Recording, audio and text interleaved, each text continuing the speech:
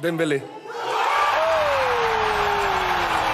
After Dembélé won the Ballon d'Or, Lamine came in second and Raphinha in fifth, completely ruining my predictions by the way. It was once again clear that a new generation of players had arrived, since for the second year in a row, neither Cristiano Ronaldo nor Messi were even nominated. Is this the end of the rivalry between these two football legends? Or will we perhaps get one last chance to fulfill everyone's dream and see them face off, finally ending the debate?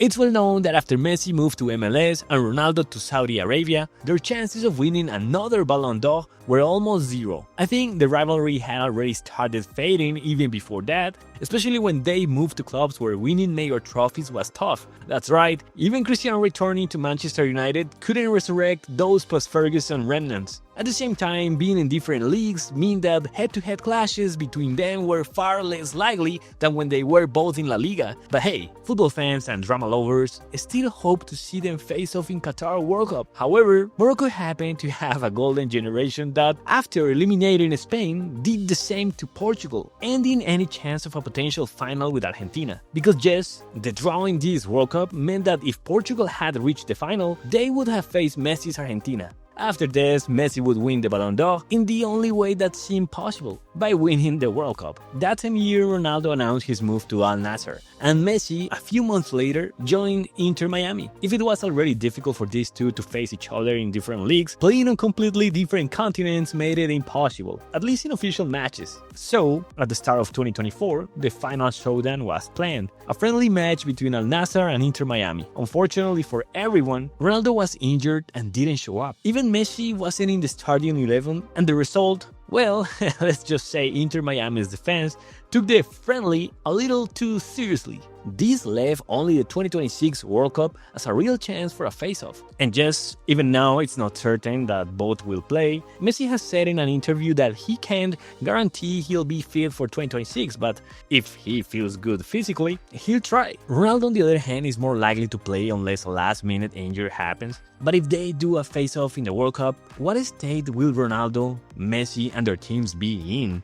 After winning the World Cup, Argentina has performed well in continental competitions. In 2024, they won the Copa America and finished top of the qualifiers, well ahead of the second-place team. Messi, despite his age, was the highest-rated player on SofaScore and ended up as the top scorer in the qualifiers. Yes, a lot of that came against Bolivia, but hey, you take what you can get. The Argentine team still has a consistent level of good play, though key figures like Di Maria have retired and others like Paredes and Rodrigo de Paul left European football for less competitive clubs, which could eventually affect the team's collective performance. On Portugal's side, they won the 2025 Nations League against Yamal Spain, a match in which Nuno Mendes basically made the Ballon d'Or slip right through Yamal's hands. In that tournament, Ronaldo was the second highest scorer with 8 goals, including the winner in the semi-final and the equalizer in the final. Regarding the UEFA qualifiers, there are still several matches left, but Portugal is already top of the group, with Ronaldo scoring a brace against Armenia and another goal against Hungary. The team is getting stronger, as I mentioned in a previous video, which you should also check out. Plus, don't forget to subscribe and hit the bell if you're enjoying my content. Players like Nuno Mendes and Vitinha, who made the Ballon d'Or top 10, are solidifying their roles and contributing to the team in ways that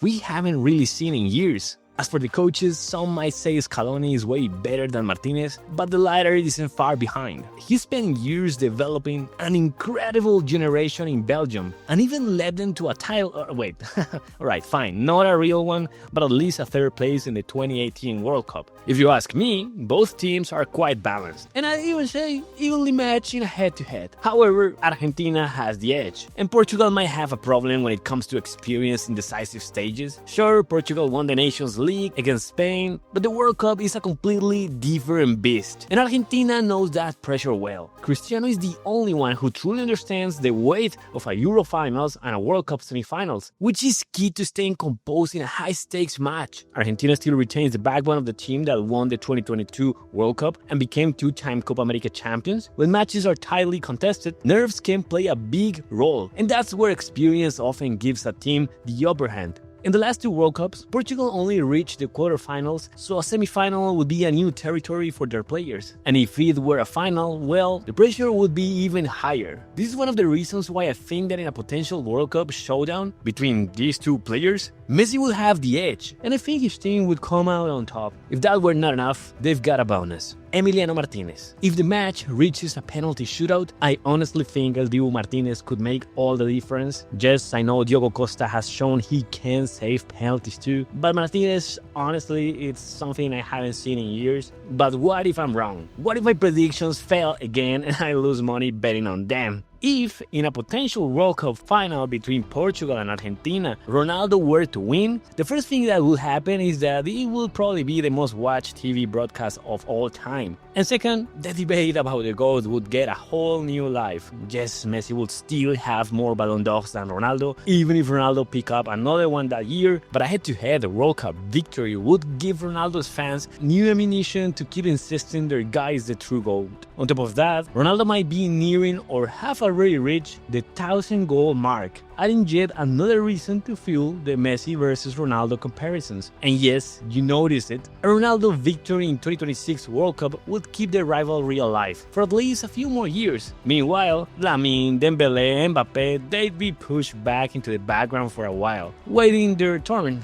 until, well, each of the legends finally announces their retirement. As I mentioned in a previous video about Messi's retirement, I think after next year's World Cup, Messi will play 2 or 3 more years with Argentina, but not much longer. Probably the same goes for Cristiano, who at 44 would be performing at a level that's honestly otherworldly if he remained crucial for Portugal. But hey, if you had asked me when he left crying losing to Morocco, I would have said that's it, his last World Cup, and yet, just a few months later, he completely proved me wrong. Regardless of whether they actually retire soon, I think that after the World Cup, the rivalry will finally come to an end. This time without any chance of an official showdown. It will be time to give way to the new generations, while never forgetting one of the most legendary duels not just in football, but in the history of sport.